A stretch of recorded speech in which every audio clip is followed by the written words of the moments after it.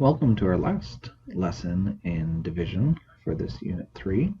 And today for Soflex Math, we'll be presenting the division word problems. And similar to the math multiplication word problems we practiced previously, we're going to kind of keep the numbers simple because our goal here is to understand when to multiply, when to divide, when to add, or when to subtract with the word problem. The secondary part of that is obviously to be able to do those skills, but you can be great at one of them and not know whether to add or subtract, and you're going to get the problem wrong. So we're going to try to make these kind of easy to understand by using some smaller numbers. So we have 3 word problems today, and our first one is if there were 24 students in the 5th grade class and there were only 6 tables, how many students would sit at each table? So I'm going to show you a pictorial or a picture method, and this obviously is just to illustrate your thinking. This would not make sense if you had huge numbers, but what I would do is I'd go ahead and draw some tables. So I would go ahead and have my 6 tables. So I'll just draw 6. Alright, so we have 6 tables. Now, like I said, if this was 116, I'm not going to sit here and draw 116 tables. But I do want to show you one method here. So, picture method. So, we have 24 students, so all I'm going to do is just kind of make tally marks. 1, 2, 3, 4, 5, 6, 7, 8, 9, 10, 11, and 12, 13, 14, 15, 16, 17, 18, 19, 20, 21, 22, 23, and 24. So if we look at each of our tables, hopefully you can see that we have exactly 4 tally marks in each one. So our answer to this question is 4, and we always have to include labels. So they're asking you about students, so we're going to say 4 students. Alright, and once again, how I showed you, we were dividing it up. The whole point is that you would know to divide, and obviously you can do 24 divided by 6 equals 4 in your head, but I wanted to show you, remember, we want to know whether to multiply or divide, so by actually drawing it out, we were able to see that we needed to divide for our first problem. So let's take a look at another one.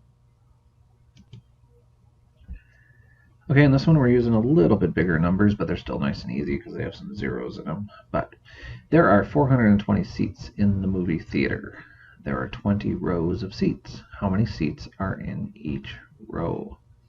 Okay, so for this picture I'm not going to draw 420 seats, but just for visualization, I'm going to go ahead and just draw my movie theater.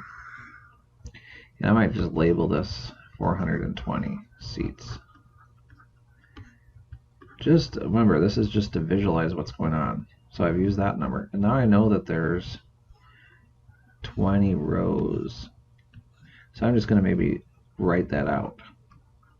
Remember, the whole purpose of this is not necessarily to solve it by counting up all these seats, but just to kind of visualize and think about what's going on. So I have 420 total seats. There's 20 rows. Then I get to my question. So how many seats are in each row? Well, I'm probably going to have to divide because I need to know how many are in each one. So how many seats are in each row? So there's kind of a keyword to each. So if we divided 420 divided by 20, we'd get the answer of 21. And what's going to be our label? How many seats? So our label should be seats. So 21 seats. You could write it as 21 seats per row. Either one would be good. We'd still understand that. But once again, even this simple diagram, even though I didn't draw out 420 little dots for seats and draw 20 rows all the way across, I still got the idea that I need to divide it up because I'm getting divisions. I'm dividing up all these rows to figure out how many seats are in each spot. All right. All right, and our third example, our third word problem is going to have to do with something called interpreting the remainder. So let's take a look at our third word problem for division. So as we remember, a remainder is what's left over, what's extra. But we can't ignore that. We can't pretend that it doesn't exist or it doesn't matter. So for this one, we're going to have to actually write down, we'll do our division problem, but we're going to see how our answer and the remainder is going to have to be used in order to answer the exact question. So in pink here it says each bus holds 63 students. For this field trip, 275 students are going. How many buses does the school need to order to make sure everyone has a seat on the bus? Which means I don't think all these buses are going to be filled exactly, 63 on each bus exactly. There's probably going to be some students left over, which is going to be the remainder. So we're going to have to figure out what to do with that remainder in terms of how many buses they need. So let's go ahead and set up our division problem. So this one we're just going to do straight away division.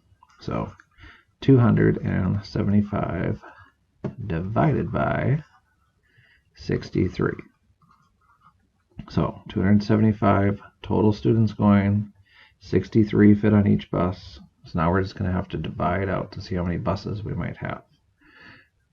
So let's go ahead and start, and we're going to go ahead and say 4. So 4 times 3 is 12. Carry the 1.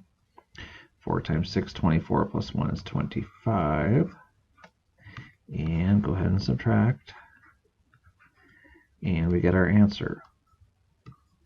So my answer is 4 remainder 23. So 4 buses are completely full, and then there's 23 students that are the remainder.